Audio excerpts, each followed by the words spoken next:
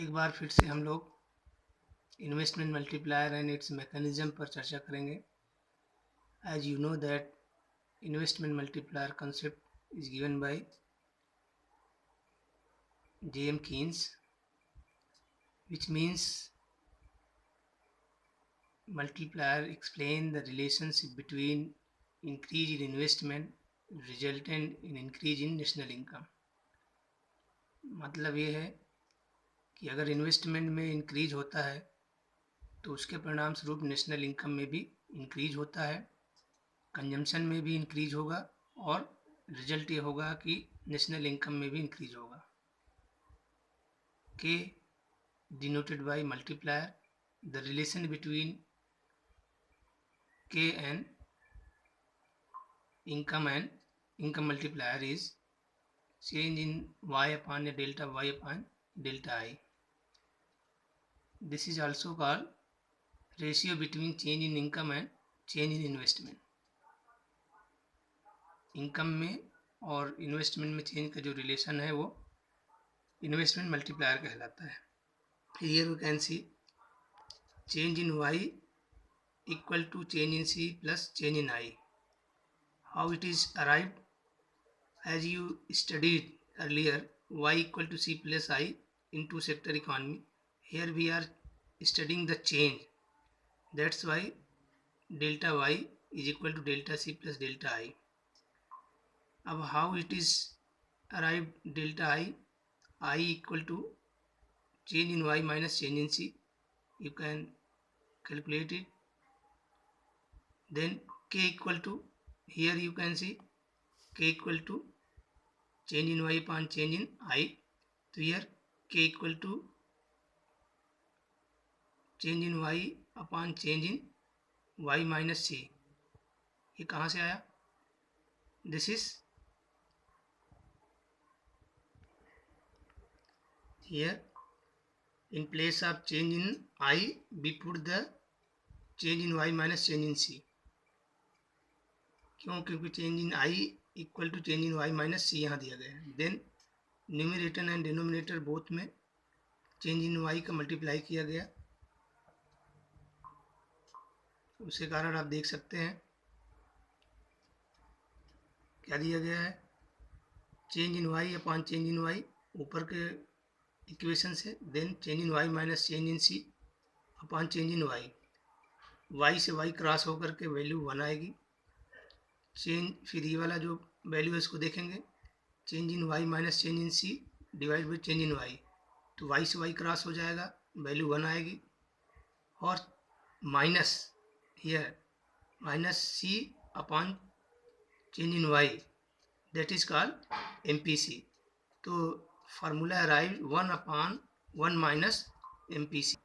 Therefore relation between k and MPC या propensity to consume is k equal to 1 upon 1 minus MPC।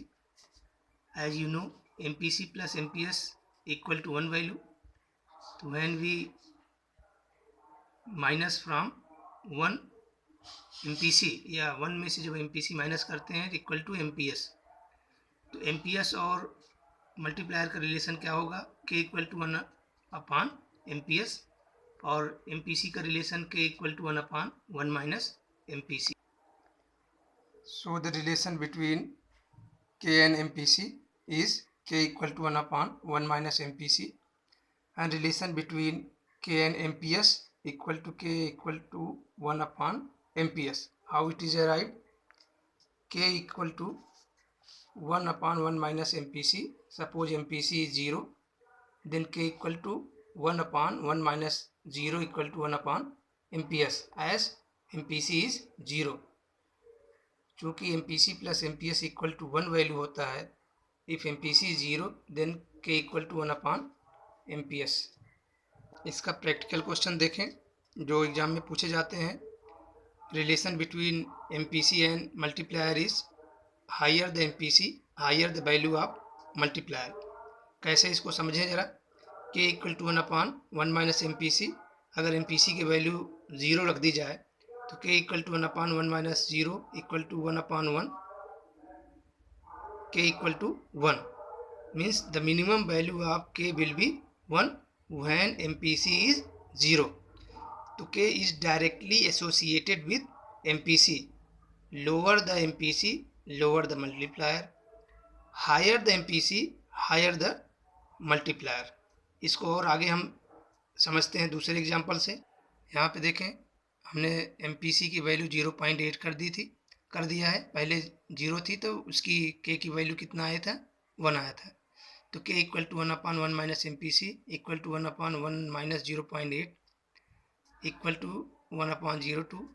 Then आगे here you can see 10/2 equal to 5 means as MPC increases from 0 to 8.8 multiplier is also increase. ठीक है, the lowest value of k is 1. Now the value of MPC increase, so multiplier value is also increased, that is 5. k is minimum, k की minimum value 1 and k की maximum value infinite. कैसे होगा आइए देखते हैं। when MPC is 0 then value of multiplier will be 1. when MPC is 1 means MPC की value जब 1 होगी then calculate it how it is arrived. k equal to 1/1 minus MPC equal to 1/1 minus 1. तो 1 minus 1 equal to 0, 1/0. then 1 को 0 से divide करने पर value आएगी infinite. so we have reached k equal to infinite. The maximum value of k will be infinite and minimum value of k will be 1. So the relation between k and MPC is direct and positive. As MPC increases, value of multiplier also increases and vice versa.